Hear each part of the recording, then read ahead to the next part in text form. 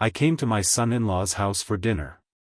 Comfort, wine, peace after arguments. It seemed that everything was returning to normal, but a call from the gardener shattered this illusion. Someone is walking around your house. When I got up to leave, my son-in-law grabbed my arm too sharply, too confidently. Before we continue, please subscribe to the channel and write in the comments what time it is where you are now. My hands gripped the steering wheel hard enough to hurt. The text message glowed on the phone resting against the dashboard.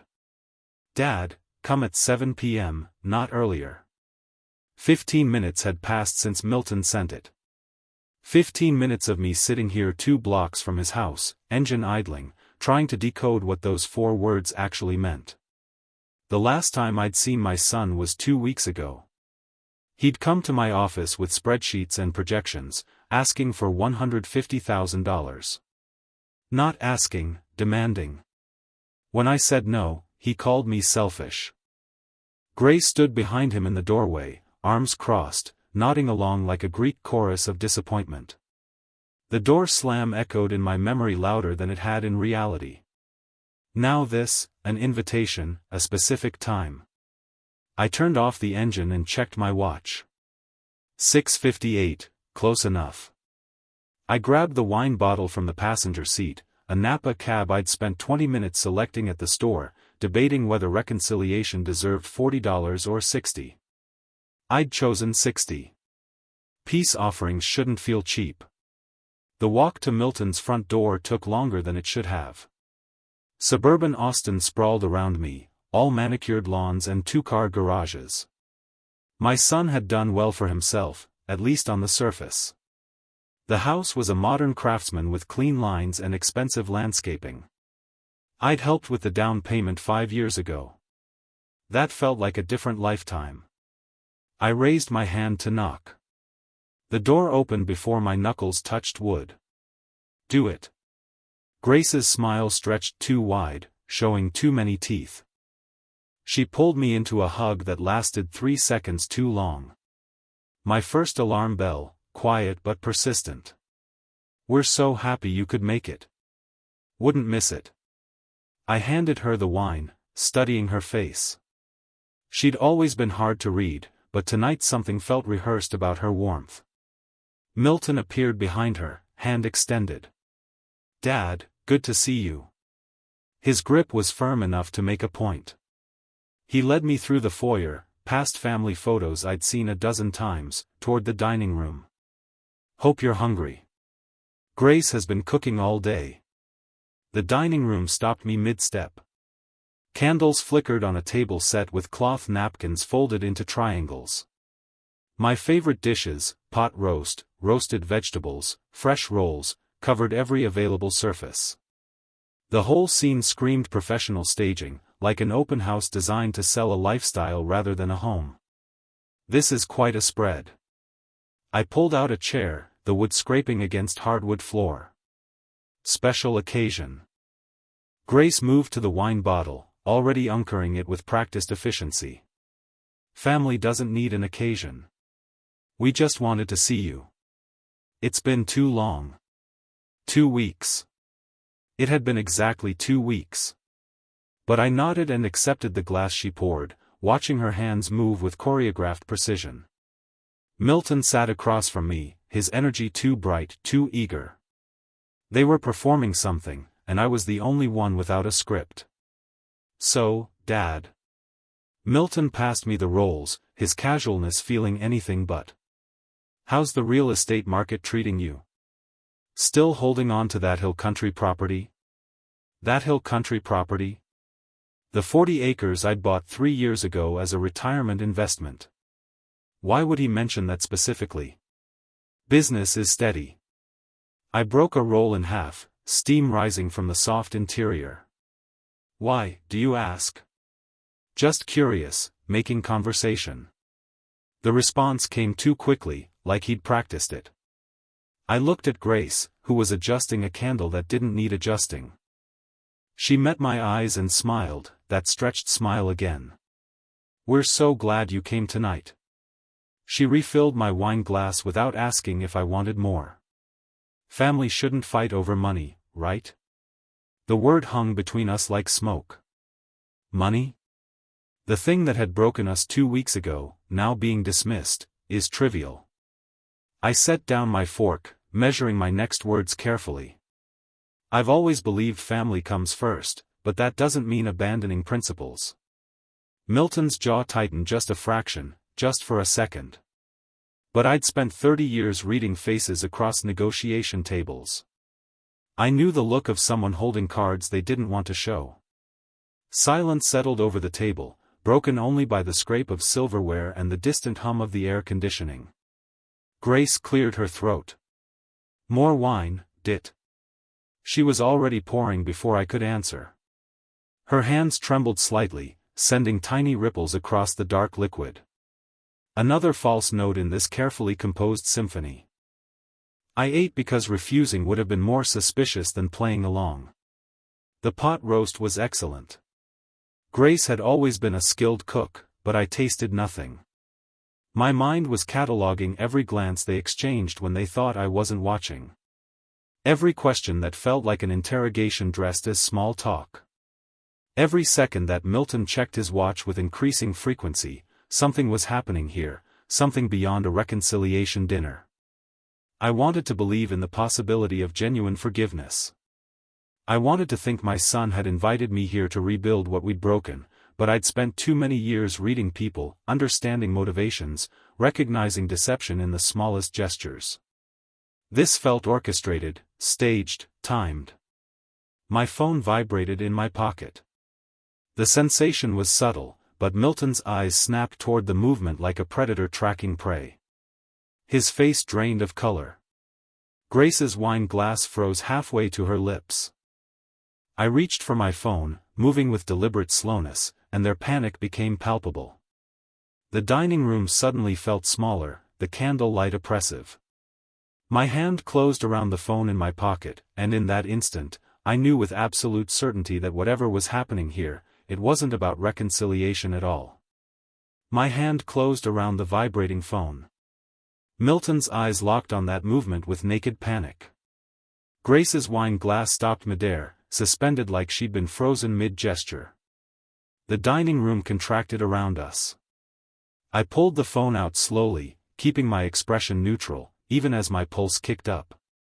The screen showed 2 texts from Carlos, my gardener. The first, Mr. Owens, are you home? The second made my blood turn to ice water. I hear sounds from your house. See light in your study. Should I call the police? I read both messages twice. Then a third time, making absolutely certain I understood what I was seeing. Someone was in my house right now, in my study where I kept documents, financial records, the safe behind the bookshelf that held $20,000 in cash and my mother's jewelry. The chair scraped against the floor as I stood. The sound seemed impossibly loud in the sudden silence. I need to leave now. Milton lunged across the table before I'd taken 2 steps. His hand clamped around my wrist with shocking force, fingers digging into the tendon. Stop, Dad. Wait. Just give it 5 minutes. Please, let me explain. I stared at his hand on my wrist, at the white pressure points where his grip was cutting off circulation, at my son physically restraining me while someone robbed my house. Explain what exactly? My voice came out flat, drained of inflection. Why you needed me here at precisely 7 o'clock. Why Grace keeps asking about my hill country property. His face told me everything, the confirmation I didn't want, but now couldn't deny. The careful mask he'd worn all evening shattered completely, replaced by something desperate and cornered. Grace moved to block the dining room exit.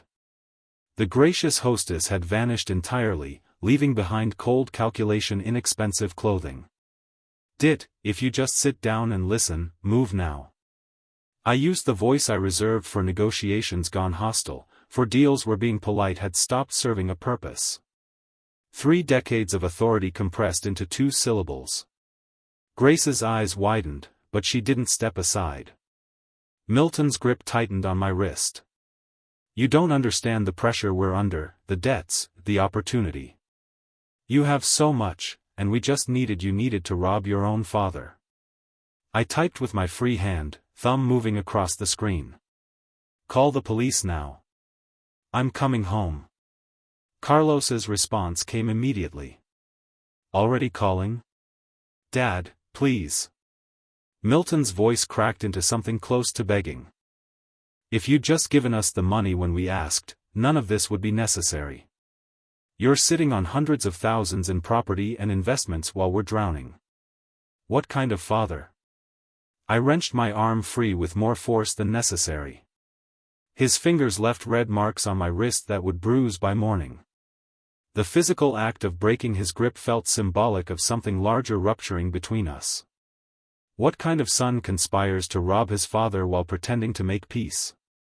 I pushed past Grace, not roughly, but with enough determination that she had to choose between moving or being moved.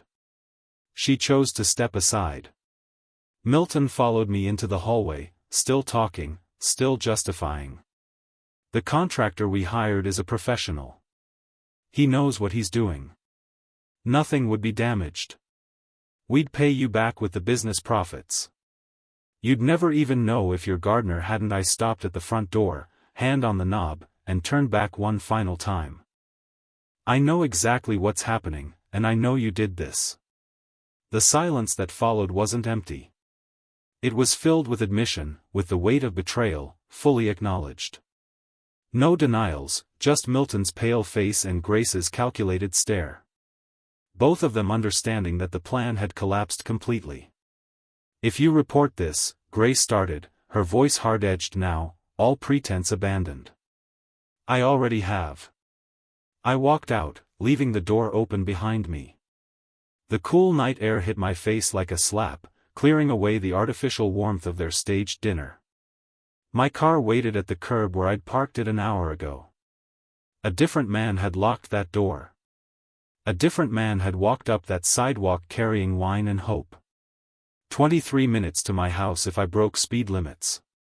I calculated it automatically as I started the engine. Muscle memory from 30 years of driving these roads. The phone sat on the passenger seat. Carlos's messages still glowing on the screen. I pulled away from the curb, watching Milton's house shrink in the rearview mirror. The porch light illuminated two figures standing in the doorway. Neither waved.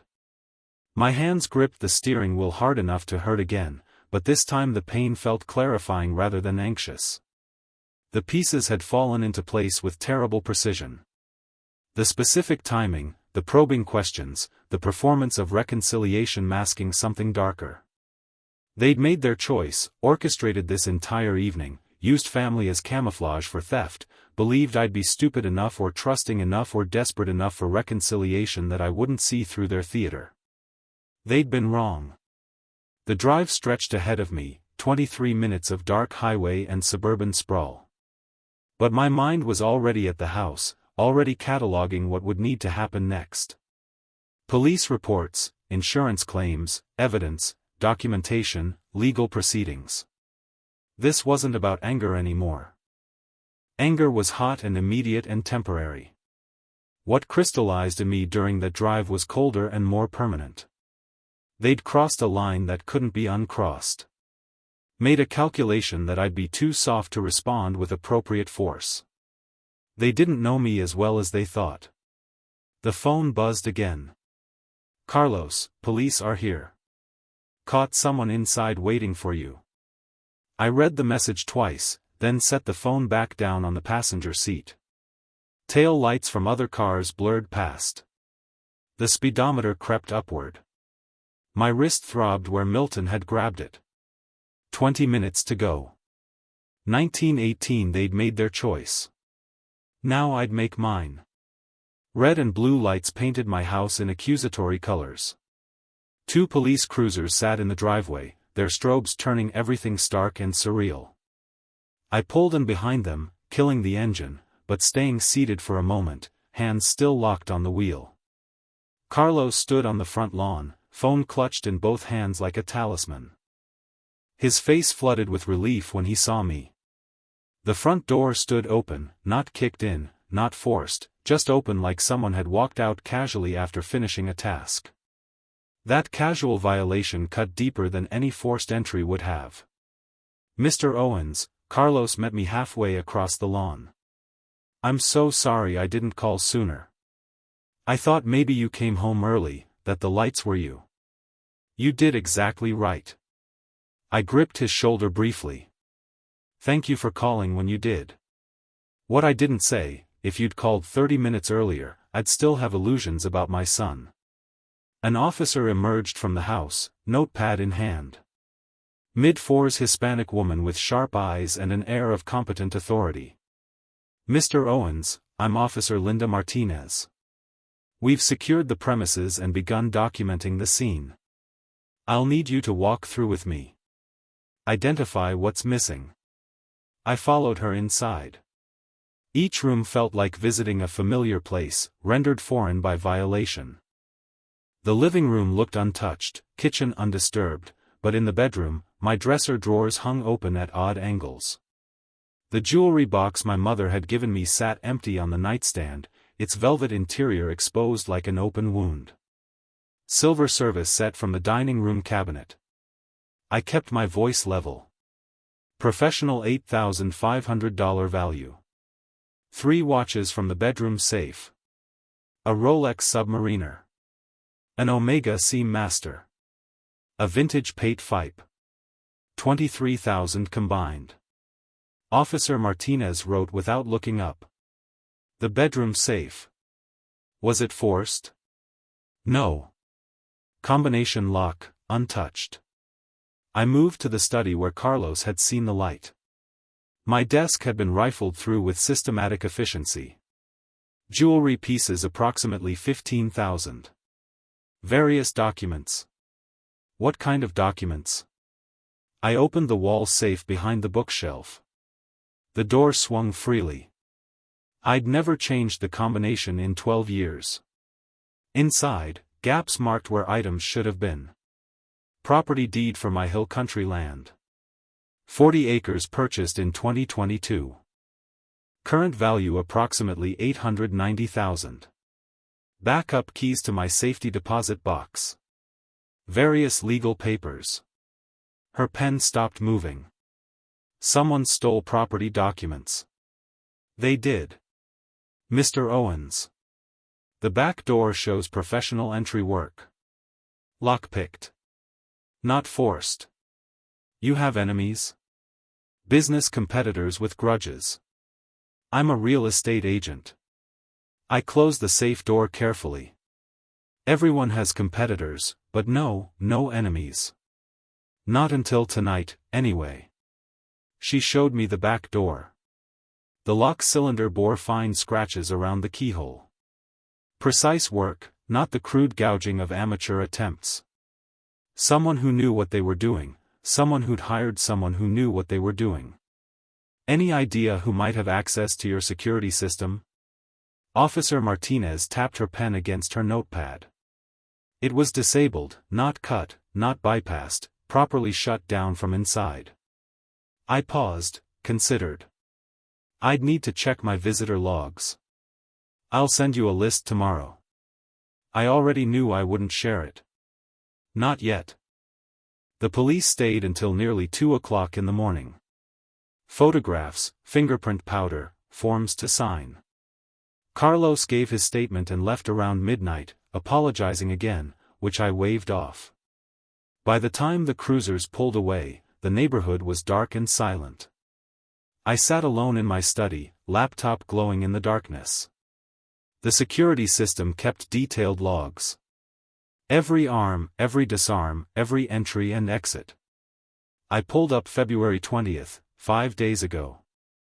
Milton's casual visit that I'd barely remembered. 2:47 p.m. System disabled. User Milton Owens.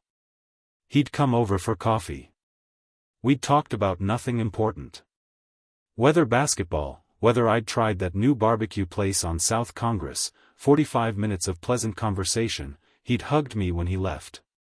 He'd smiled, hugged me, and disabled my security system. I watched that time stamp for a long time, watched it blur slightly as my exhaustion caught up with involuntary reactions. My hand trembled when I reached for the cold coffee beside the keyboard. My phone buzzed again. I'd been ignoring it for hours. 17 missed calls from Milton. 12 text messages from Grace, each more desperate than the last. Dad, please call me. We need to talk. This is all a misunderstanding. You're not answering, and I'm worried. Dad, please. I scrolled through them with clinical detachment. Then I opened Milton's contact information, held my thumb over his name for 3 long seconds. 17 missed calls, 12 text messages. I pressed block contact. The screen asked me to confirm. My thumb hovered over block for perhaps a heartbeat. I pressed it. Then I found Rebecca Thornton's business card in my desk drawer. We'd worked together on a complex commercial closing 5 years ago. A contentious deal where having a sharp attorney had made the difference between profit and disaster. Her card read Thornton's estate planning and asset protection. I dialed her number. It went to voicemail. Professional recording, efficient and concise. Rebecca, this is DeWitt Owens. We worked the Riverside Plaza deal in 2020. I need to discuss estate protection urgently, not planning. Protection. Call me when you can. My voice carried no emotion, just business necessity. I set the phone down on top of the security log printout. Dawn was still hours away. The house felt too large around me, too. Every space reminding me of what had been taken and more painfully who had taken it. But I didn't cry, didn't rage, didn't break. I just sat in the darkness making lists. What was gone? What was vulnerable? What needed protection? The transformation wasn't complete, but it had begun. The phone rang at 11:30. I was still in my study, still wearing yesterday's clothes. The coffee beside me had gone cold hours ago. Financial documents covered every inch of desk space, asset summaries, account statements, insurance policies. I'd been working since dawn, cataloging everything that could be touched, taken, or compromised. Rebecca Thornton's name lit up the screen. I answered on the first ring. Rebecca DeWitt. Her voice carried the brisk warmth of a professional who recognized genuine urgency. I got your message. You said protection, not planning. What happened? Can you meet this afternoon? 2 o'clock, my office downtown. I'll be there. No pleasantries, no small talk, just the efficiency of 2 people who understood that time mattered. The drive to downtown Austin took 20 minutes. I used them to rehearse how to present facts without emotion, details without drama. Rebecca's firm occupied the 14th floor of a glass tower near the Capitol. Premium office space for premium legal work. Her office was exactly as I remembered, clean lines, professional neutrality, a wall of legal volumes behind her desk that probably hadn't been opened in years, but conveyed the right message. She stood when I entered, handshake firm, eyes already assessing. Tell me what happened. I spread documents across her conference table. Security logs, police report copy, list of stolen items, asset summary. I'd prepared during the sleepless night. Everything organized, labeled, cross-referenced.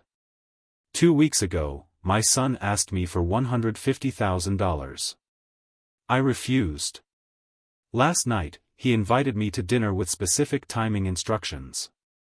While I was there, someone entered my house and stole approximately $940,000 in property and assets, including the deed to my hill country land. Rebecca studied the security log. Your son disabled your alarm system 5 days before the theft. During a casual visit, coffee and conversation, and the dinner was deliberate timing to keep you away from the house, not a question. Yes. She sat back, fingers steepled. You haven't filed charges against him. Not yet. Why not? I met her eyes. Because I want to understand the full scope first. Protect what's left, then decide how to proceed. Rebecca nodded slowly. Smart. Angry people make mistakes. You're not angry, are you? I'm past that. She pulled a legal pad toward her, began writing. 3 immediate concerns. First, your current will. Who's your primary beneficiary? Milton. That changes today. Second, your assets are exposed. Third, those property documents weren't stolen for souvenirs. With your deed and access to your personal information, signature samples, ID numbers, he could forge a property transfer or take out loans against that land before you realize what's happening. My stomach tightened. How would I know if he's already tried? County clerk records would show any filed documents. She was already typing on her laptop. What county is the property in? Blanco. Her fingers flew across keys. Silence stretched for 30 seconds. Then her expression hardened. Someone attempted to access your property records online yesterday. Failed authentication, but they tried. The cold in my chest crystallized into something sharper. Could you tell who? No, just that someone used your name and tried 3 different signature variations to access the account. She closed the laptop. We need to move fast. I'm recommending a 3-part strategy. 1. File a new will immediately, removing Milton entirely.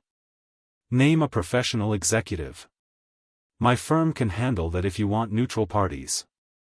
2. Create a revocable living trust to shield your assets from potential legal claims. 3. Document everything for potential criminal prosecution.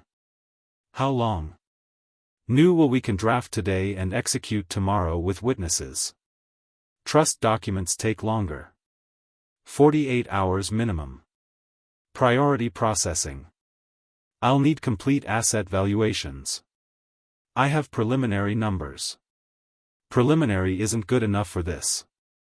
You need professional appraisals establishing legal value for everything. Real estate, vehicles, investments, personal property. She checked her calendar. I can have an appraiser at your house tomorrow afternoon. This will take most of a day. Whatever it takes. Rebecca looked at me with something like approval. Most people in your position want revenge. You want protection first. Revenge is an emotion. I need justice. That requires planning. Then let's build your fortress. The next 5 days became a blur of systematic action. Meetings with appraisers who photographed and cataloged every asset. Sessions with Rebecca reviewing trust structures and tax implications. Visits to the notary's office for witnessed signatures. Forms filed with the county clerk, the state registry, the IRS. I changed every password, every security code, every account access method. My bank issued new cards.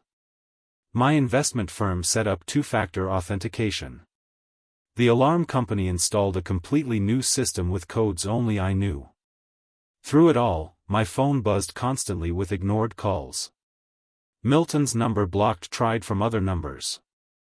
Grace's cell, their landline. Unknown numbers that had to be friends. Text messages piled up on Grace's thread. This is ridiculous. We need to talk like adults. You're being dramatic. Think about what you're doing. You're going to regret this. I read them with detachment, documented them, saved screenshots, never responded. On February 26, Rebecca called to confirm the final documents had been filed. Your assets are inside a trust that Milton can't access. Your will names my firm as executive. Everything's locked down. How do you feel? Defended. I sat in my study, newly signed documents in a folder before me. But that's not enough. What do you mean? I've built the walls. Now I need to understand what I'm defending against. I need to know the full scope of what Milton planned. That sounds like you want an investigation. Do you know anyone who does financial forensics? I do. She gave me a name, a number, but Dwight, be careful.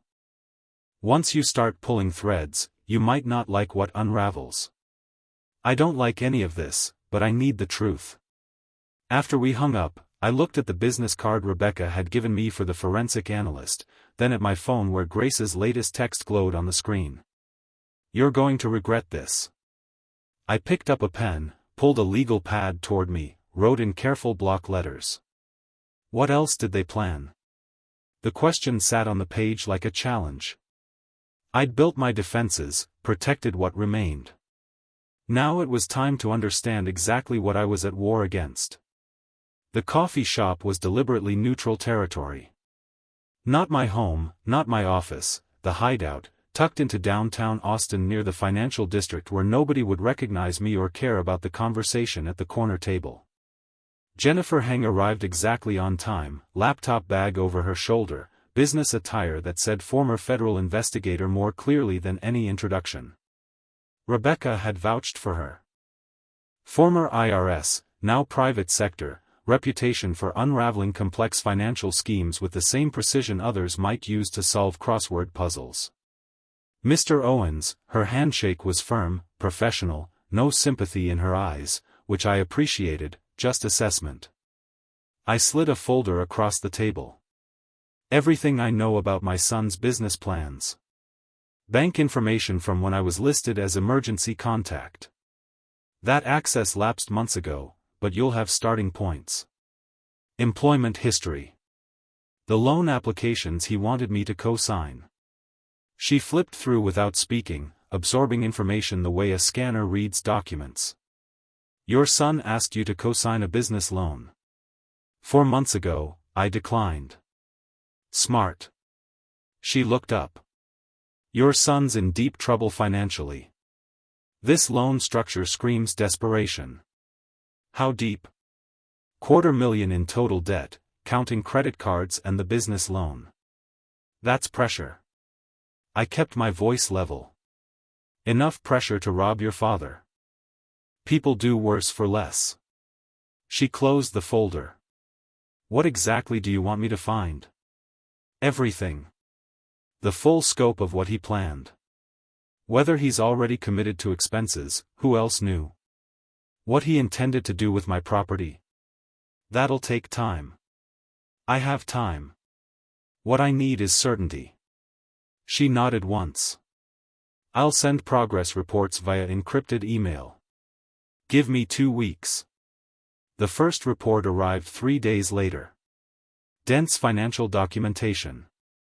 Bank statements obtained through legal channels. I didn't ask about loan papers bearing Milton's signature. The loan amount, $180,000 at 18% interest. Predatory rates that legitimate lenders wouldn't touch. The second report came a week in. This one included lease agreements, premium office space in Austin's tech corridor.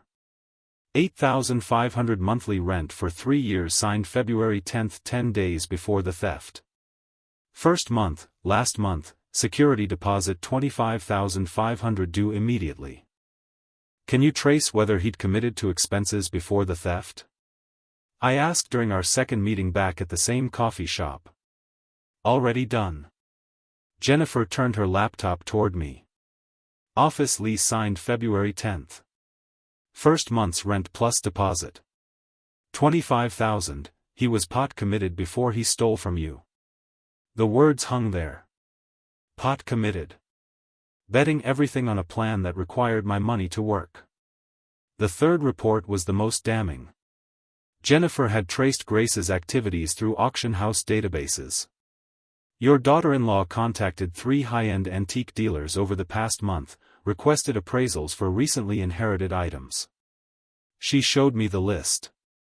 Silver service set, Georgian style, 12 place settings, 3 collectible watches, specific makes and models, jewelry pieces described down to the setting styles, my stolen items, down to the smallest details, all inquiries made before the theft. One dealer was willing to talk. Jennifer slid a business card across the table. Morris Chen, 30 years in the business. He sensed something wrong when Grace asked about minimizing documentation. I called him that afternoon from my study. Phone set to record. Texas is a one-party consent state. I could use this. Mr. Chen, Dit Owens, I understand my daughter-in-law contacted you about some silver. His voice was careful, cautious. I'm not certain I should discuss client inquiries. She was asking about items stolen from my home. I have the police report if you'd like the case number. Silence, then stolen 3 weeks ago. The young woman was very specific about the silver pattern. His tone shifted, helpful now, cooperative, Georgian style, 1820s, 12-place settings. Asked if we could liquidate quickly without auction publicity. Did she mention where she got it? Said it was from a deceased relative's estate. I asked for a providence documentation. She never followed up. I thanked him, ended the call, saved the recording. Another piece of documented evidence. By March 10, I had Jennifer's final report. Comprehensive, devastating. She'd outlined the complete plan. Milton takes out high-risk loan. Signs office lease requiring immediate capital. Realizes his father won't provide funding. Plans theft coordinated with distraction dinner. Steals property documents intending to forge signature on transfer forms. Sells land to predetermined buyer, probably someone who'd flip it immediately. Disappears $890,000 into business account. Repays loan funds operation. Father discovers theft too late to prevent property sale. Your son planned to forge your signature on property transfer documents, sell to a predetermined buyer, and disappear the money into his business account. Classic asset conversion. Jennifer's expression remained neutral, professional. You can prove this. I can show motive, opportunity, and preparation. That's prosecutor-level evidence. I spread everything across my desk that evening. Evidence folders organized by category. Financial desperation, premeditation, conspiracy, intent to defraud. Each folder thick with documentation, bank statements, lease agreements, recorded conversations, auction house correspondence. He didn't just steal. He calculated, planned, prepared contingencies. Send everything to Rebecca Thornton, I told Jennifer during our final call. Keep your original files secure. We'll need this. I closed the last folder, stacked them neatly on my desk. The phone buzzed. Milton calling from yet another number. I watched it ring, the name unknown caller glowing on the screen, knowing it was him, knowing he was desperate enough to keep trying. I didn't answer, but this time I didn't block it either. Instead, I set the phone down on top of the evidence folders, letting it vibrate against the documented proof of his betrayal. The folder beneath it read, Asset Conversion and Fraud, M. Owens. Call all you want, I said to the empty room. When we talk, it'll be on my terms. The phone went silent. Outside, dusk settled over Austin. The city lights came on one by one, methodical and inevitable. I'd built my defenses, gathered my evidence. Now I just needed to wait for Milton's next move. It wouldn't be long. 5 days of silence, no return calls, no acknowledged texts, no response to emails. Milton's desperation must have reached critical mass because on Saturday afternoon I heard his car pull into my driveway. I'd been expecting this. I met him at the door before he could knock. He stood on the porch, Grace behind him, both of them looking like they'd rehearsed their approach. Grace wore a concerned expression that would have been convincing if I hadn't heard her recorded voice asking antique dealers about discreet sales. Dad. Milton's voice carried false patience like he was dealing with a difficult child. We need to talk. You can't just ignore us forever. I'm not ignoring you. I'm choosing not to engage. That's the same thing. No. I kept my hand on the door frame, body blocking entry. Ignoring implies unconscious avoidance. This is deliberate choice. Grace stepped forward, touching Milton's arm in what she probably thought was a calming gesture. "Dit, please. We're family. Whatever you think happened, I don't think anything." "I know." I looked at her directly. "Tell me about Morris Chen." Her face went carefully blank. "Who?" "Antique dealer. You contacted him 4 weeks ago about a Georgian silver set. Asked about minimizing documentation for estate sales. Ring any bells?" The careful blankness cracked slightly. Milton's eyes cut toward her, sharp and questioning. "I don't know what you're talking about," but her voice had gone tight. "I have the recording. He was very helpful once I explained the items you described were stolen from my home." Milton's jaw tightened. "You're recording conversations without people knowing. Texas is a one-party consent state. Completely legal." "I know because Rebecca Thornton explained it before I called Mr. Chen." "Rebecca Thornton?" Milton's tone sharpened. "You hired an attorney weeks ago and a financial analyst and changed my will and created a trust that neither of you can touch." I watched him process each revelation, watched his face pale. "Your office lease in the tech corridor. $8,500 a month. You signed it February 10th, 10 days before you robbed me." "That's not we didn't." He stopped, recalibrating. "We borrowed. We were going to pay you back by forging my signature on property transfer documents." His silence was confirmation enough. Grace shifted tactics, stepping forward with hands raised in supplication. "You're our family, our only family. Do you know what it's like to watch you sit on all this wealth while we're drowning? You have everything and we have nothing. You have jobs. You have this house." I gestured toward Milton's Acura in the driveway. "You have choices. What you don't have is entitlement to my assets. We're your son." Milton's voice cracked upward. "Your only child. What kind of father cuts off his own? The kind whose son disabled his security system while sharing coffee and small talk.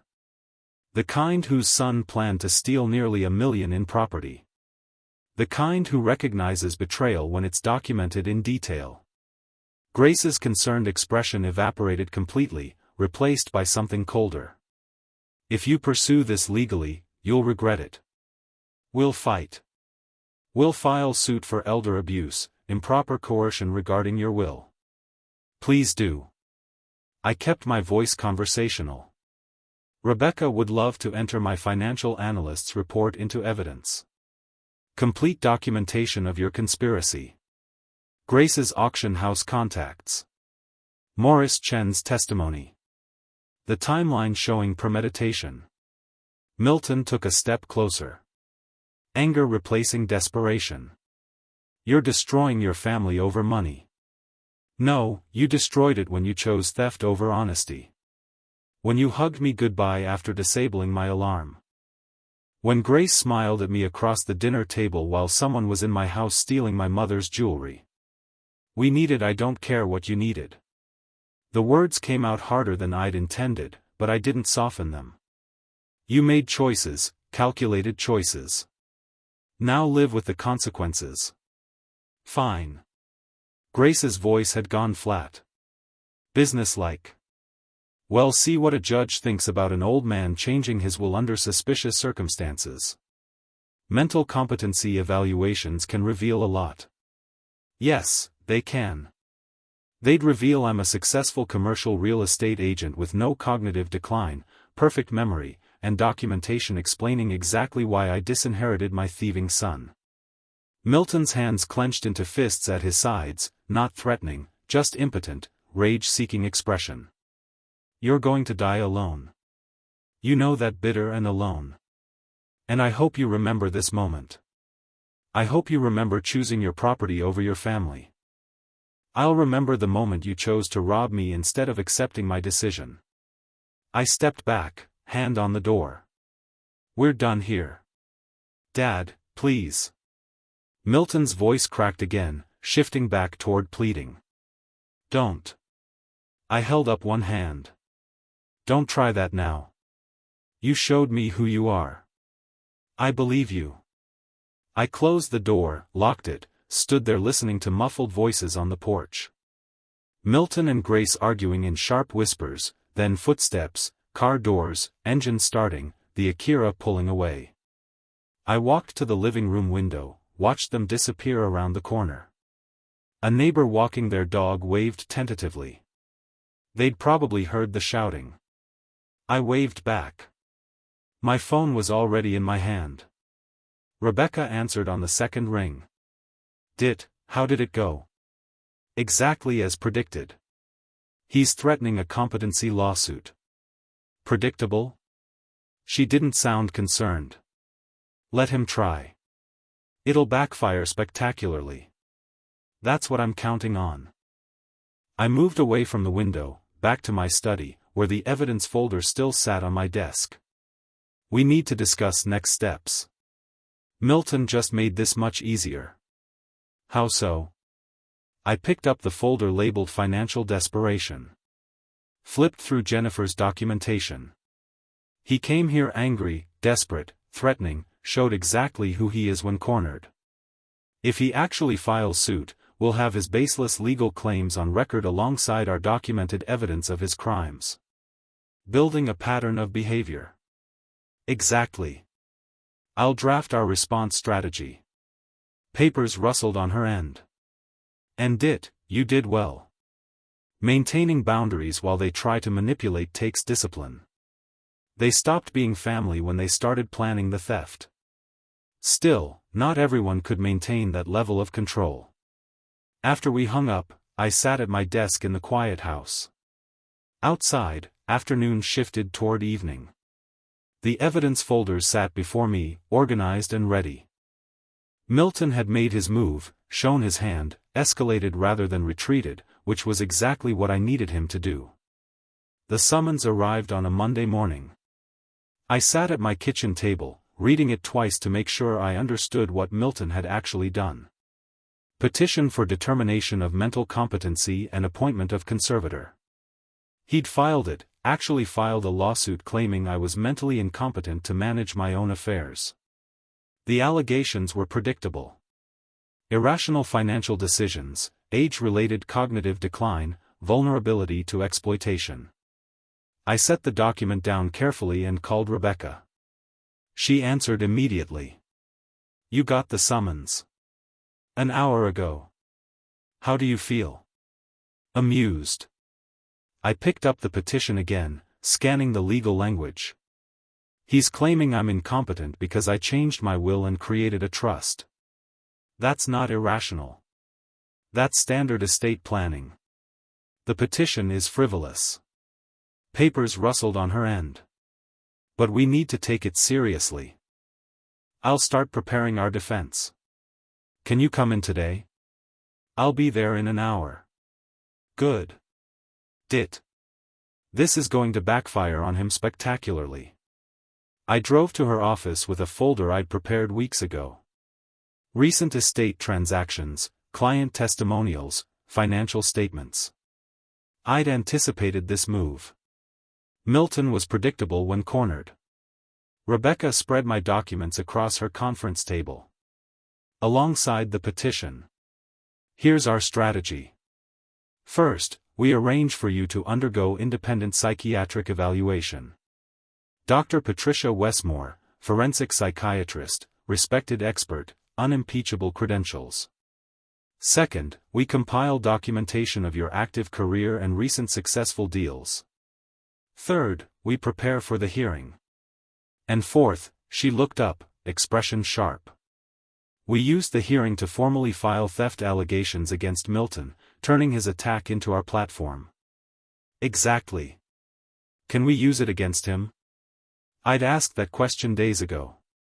Now I had the answer. The psychiatric evaluation took place over 2 sessions in early April. Dr. Westmore's office was clinical and neutral. Leather chairs, certificates on the wall, assessment materials organized on her desk. She was professional, methodical, treating the evaluation like a scientific procedure rather than a personal judgment. "Mr. Owens, why do you think your son filed this petition?" I kept my voice measured. "Because I removed him from my will after he coordinated the theft of my property. He's trying to regain control through the courts." She made notes without looking up.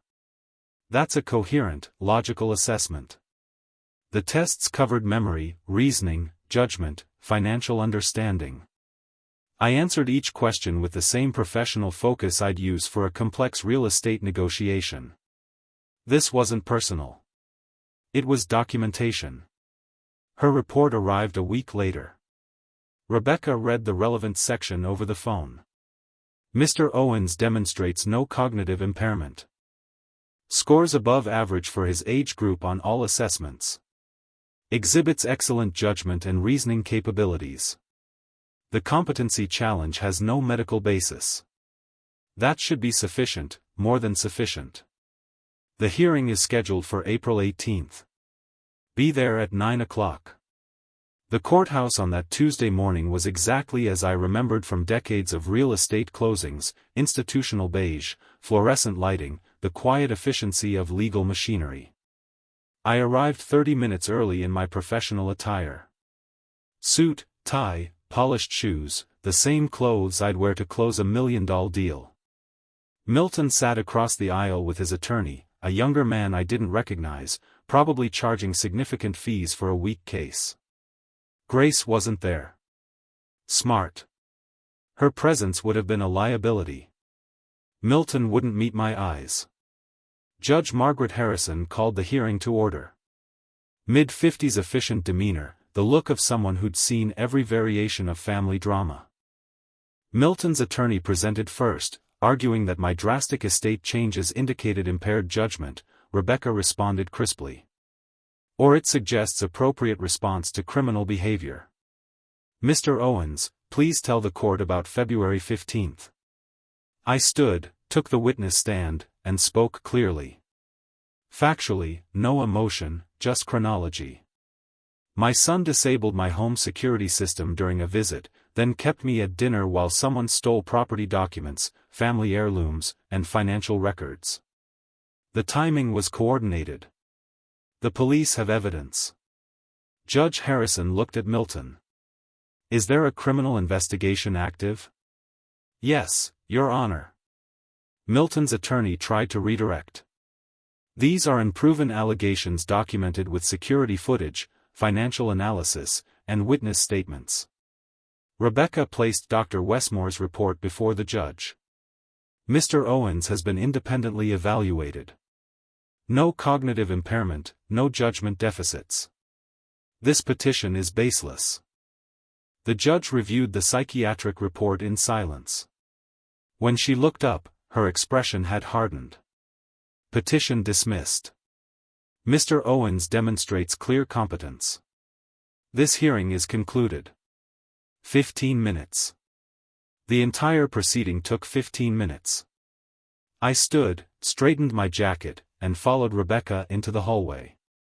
Milton and his attorney remained seated, the younger man probably calculating how to explain this failure.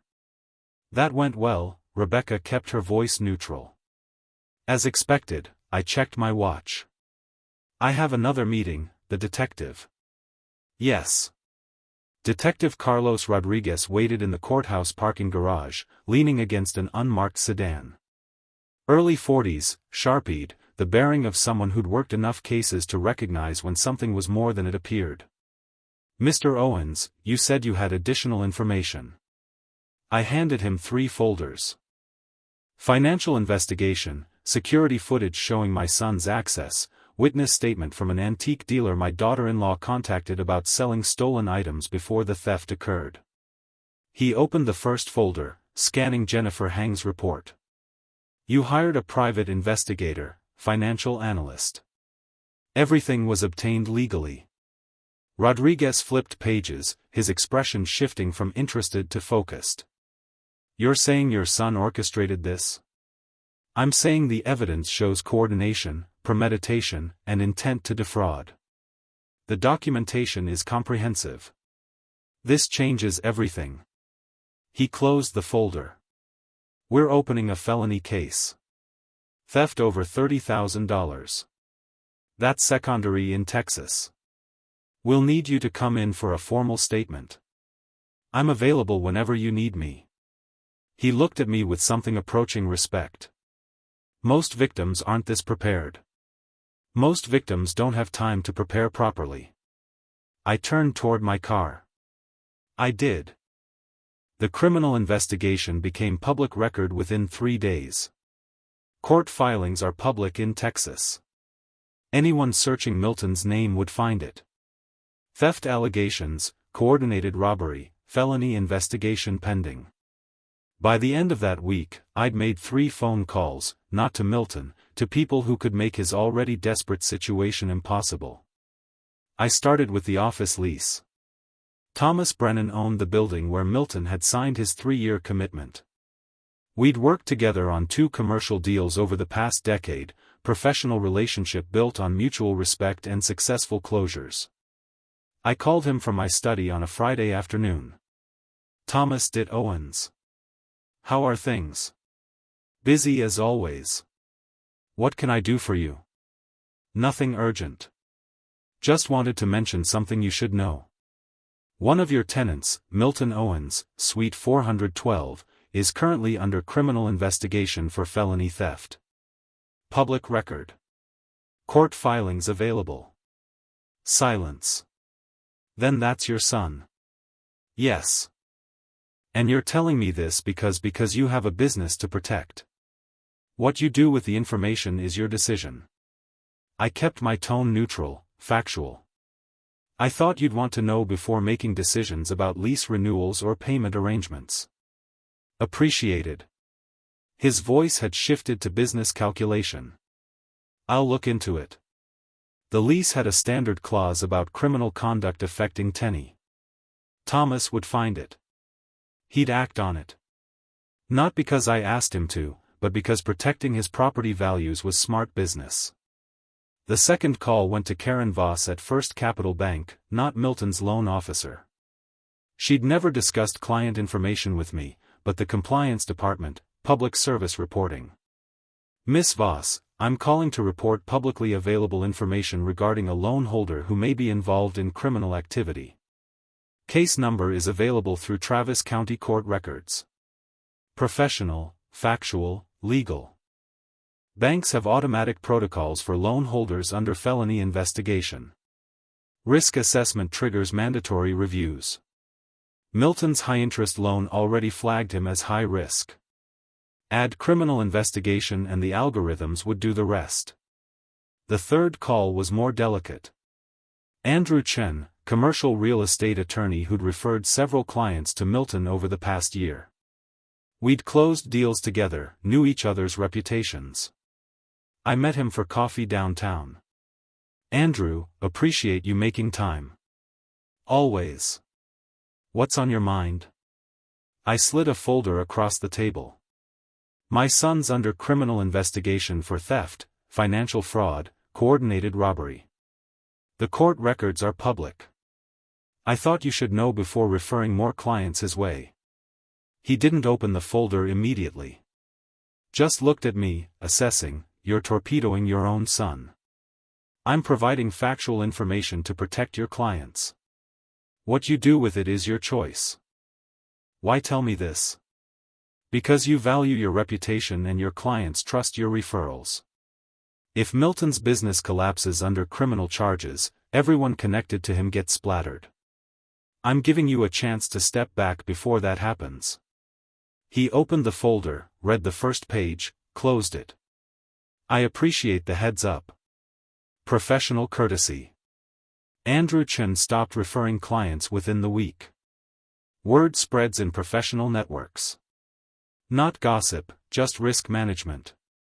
People protecting their businesses, their reputations, their clients. Milton's business inquiries dried up. His scheduled consultations canned. His pipeline emptied. The bank's automated review triggered on April 30th. I didn't know the exact timing. I didn't need to. The mechanisms were predictable. High-risk borrower plus criminal investigation equals loan acceleration clause. Standard practice. Milton received notice that his $180,000 loan was being called. Full repayment required within 30 days. Impossible for someone with no income stream, mounting debts, and a collapsing business. Thomas Brennan invoked the lease termination clause on May 5, criminal investigation affecting property reputation, tenant failure to maintain business operations, breach of lease terms. Milton had 30 days to vacate. I didn't contact Milton, didn't gloat, didn't explain. I just watched the dominoes fall with the same professional detachment I'd used to monitor a complex closing. Each piece moving exactly as predicted, each consequence flowing naturally from the one before. By mid-May, Milton had no office, no active loan, no client pipeline, no income source. Gray stopped posting on social media. Their house went up for sale, not by choice, but necessity. Mortgage payments stop being theoretical when there's no money coming in. I sat in my study one evening, late May, reviewing the timeline I'd kept. February, the theft. March, legal protections established. April, competency challenge dismissed. Criminal investigation opened. May, business structure collapsed, efficient, precise, complete. My phone rang. Unknown number. I answered. Dad. Milton's voice was rough, exhausted. Please, we need to talk. Just you and me. I said nothing. Let the silence stretch. I'll come to you tomorrow morning. I'm asking. Please. I considered. This was the moment I'd been engineering for months. Milton, stripped of leverage, of options, of dignity, coming to beg because he had nowhere else to turn. 10 o'clock, front porch, don't bring Grace. I hung up before he could respond. Set the phone down on my desk beside the evidence folders that had built this moment, piece by documented piece. Tomorrow morning, Milton would arrive at my door with nothing left but desperation, and I would be ready. Milton's car pulled into my driveway at exactly 10 o'clock on a Tuesday morning in early June. I stood on the front porch, arms crossed, door closed behind me, the same position as our last confrontation, but everything had changed since then. He emerged alone. No Grace, no allies, no leverage. He looked hollowed out, unshaven, wrinkled shirt, shadows under his eyes that spoke of sleepless nights and mounting panic. The bank's 30-day deadline was 9 days away. June 15, $100, $80,000 due in full. Impossible. He approached slowly, climbing the porch steps like each one required deliberate effort. I waited, let silence be my first weapon. Dad. His voice cracked slightly. I'm sorry. I made terrible mistakes. I was desperate and stupid, and I'm sorry. Please, just help me. I'm your son.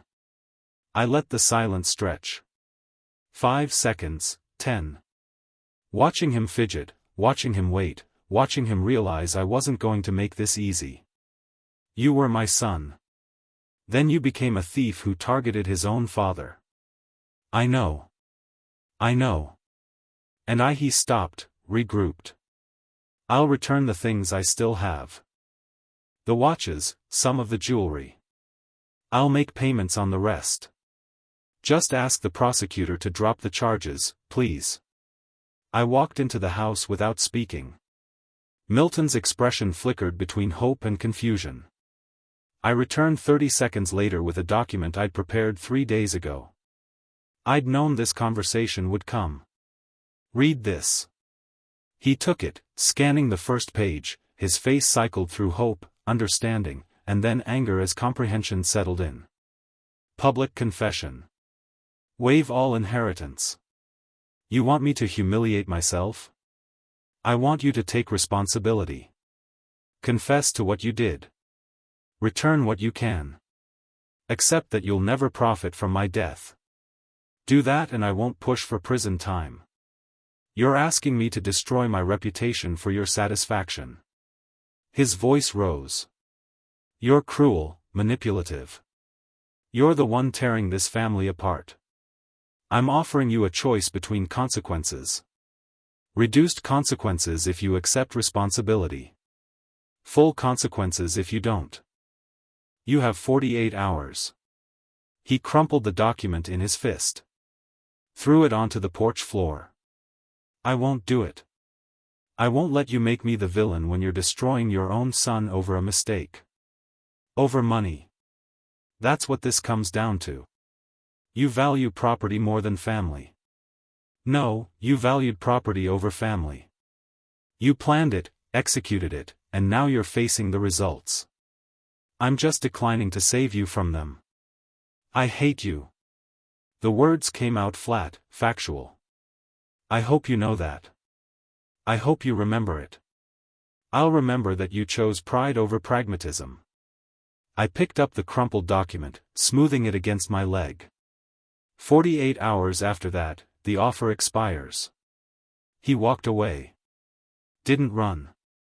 Didn't storm off dramatically. Just walked to his car with the defeated posture of someone who'd lost everything and still couldn't admit why.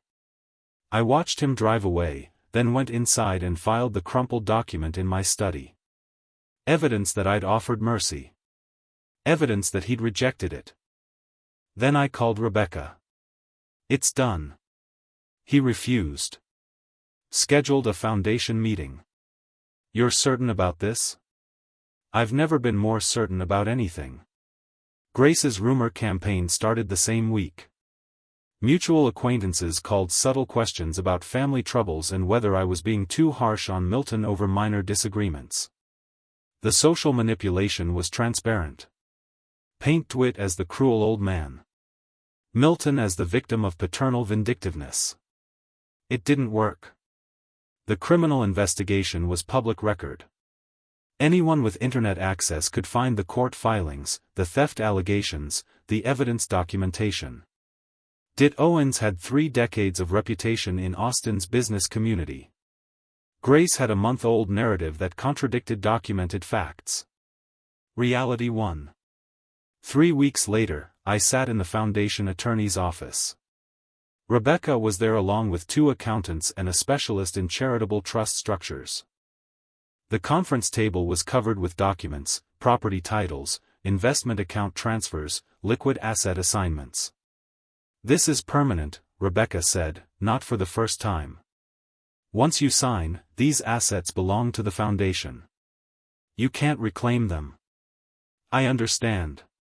You're transferring everything. $2.1 million in total assets. You'll live on your current income and whatever you generate going forward, but the accumulated wealth, it's gone from your personal estate. I want everything transferred. Property, investments, accounts, everything. The foundation will provide scholarships for young entrepreneurs who demonstrate integrity. People who build businesses honestly. The attorney slid the final document across the table. Irrevocable transfer of assets. Owens Entrepreneurship Foundation. I signed. The notary stamped. It was done.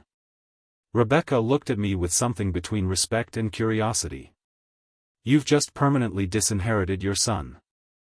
I've just ensured my assets will help people who deserve them. I stood collecting my copies. How's the criminal case progressing? Trial scheduled for August. The prosecutor's confident. I nodded once. Good. I left the office and drove home through Austin's afternoon heat. The signed documents on the passenger seat. The foundation was established. The scholarships would launch in fall.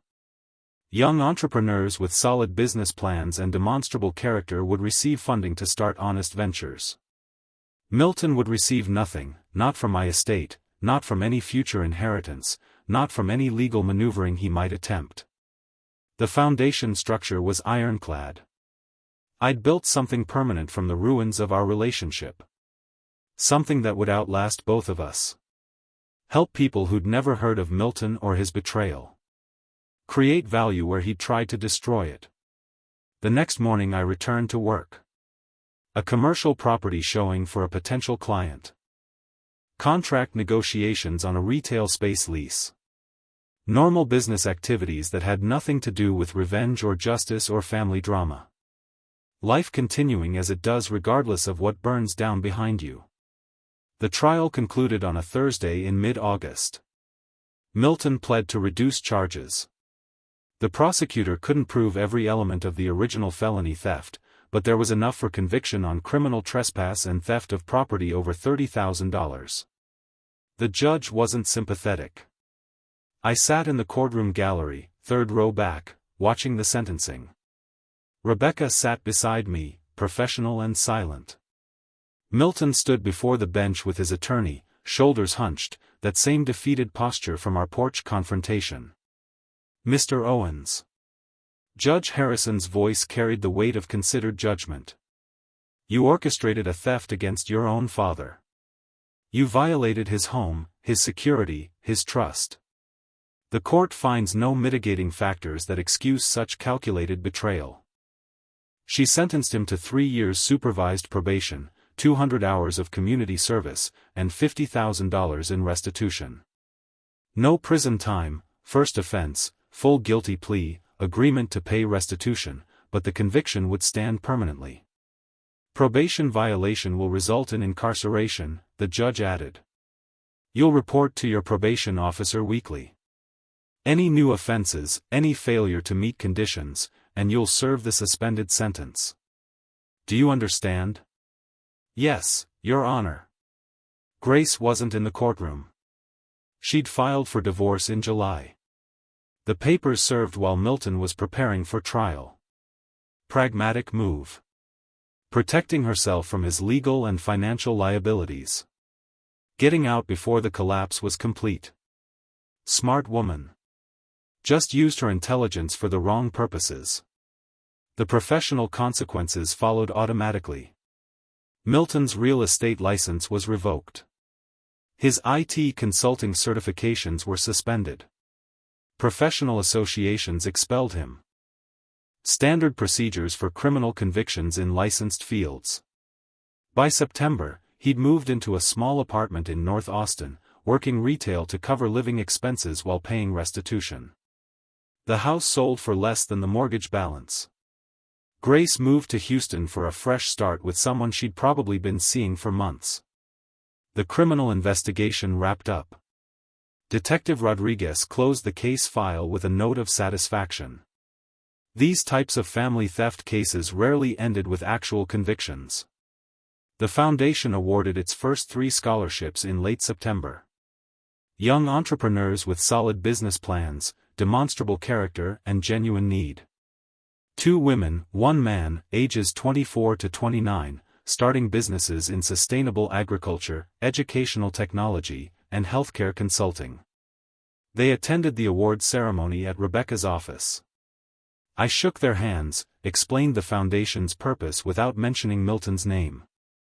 They didn't need to know the origin story. They just needed the opportunity. One recipient, Maria Sandoval, asked what inspired the foundation. I learned that integrity matters more than family ties. I said, business built on dishonesty collapses. Business built on character endures. I want to support the latter. She nodded, understanding without needing details. Life continued. Real estate transactions, client meetings, property showings. I closed a significant commercial deal in October. Office complex in the Domain. 7-figure commission. The work I'd always done, uninterrupted by the months of legal and personal turmoil. Milton tried to contact me twice. Once in November, a text message I deleted without reading. Once in early December, a letter forwarded from the probation office. I held the envelope, feeling its weight, considered reading it, decided against it. Instead, I tore it in half without opening it, then in half again, and again, until it was confetti-ized pieces that meant nothing. Whatever Milton wanted to say, apology, justification, plea for reconciliation, I didn't need to hear it. The time for communication had passed. He'd made his choices. I'd made mine. We were done. I dropped the torn pieces in the trash, turned back to my desk, where a commercial property proposal awaited my signature. Through the window, Austin's skyline gleamed in December sun. Cold front coming through. Temperatures dropping into the 50s. Good day for business. My phone rang. Unknown number, but I answered. Client calls come from all sources. Dit Owens. Mr. Owens, this is Patricia Chen. I'm looking at purchasing commercial property in the warehouse district. Your name came highly recommended, professional, steady, unchanged. I appreciate the referral. Tell me about your needs. We talked for 20 minutes. Office space for a growing tech company, specific square footage requirements, budget parameters, timeline considerations. I made notes, asked clarifying questions, scheduled a property showing for tomorrow morning. Normal routine. The work I'd been doing for 30 years and would continue doing until I chose to stop. When I hung up, I glanced at the trash bin where the torn letter pieces sat, then at the foundation folder on my credenza. 3 scholarship recipients making progress. First quarterly reports showed solid business development, careful financial management, strategic growth planning, young entrepreneurs getting their start, honestly, building something real. I returned to the commercial property proposal, reading through lease terms and pricing structures. Life continuing forward, not dwelling on what had been burned away, not looking back at destruction that had been necessary and appropriate. Outside Austin moved through its afternoon rhythms, traffic on the streets, construction cranes dotting the skyline, the city growing and changing like it always did. I signed the proposal, filed it in the pending deals folder, and moved to the next item on my list. Work, always work. The steady accumulation of transactions, relationships, reputation, the life I'd built over decades, protected when it was threatened, continued when the threat was neutralized, justice served, boundaries maintained, life continuing, exactly as it should be. If you like this story, please like this video, subscribe to the channel, and share your impressions of this story in the comments. To listen to the next story, click on the box on the left. Thank you for watching.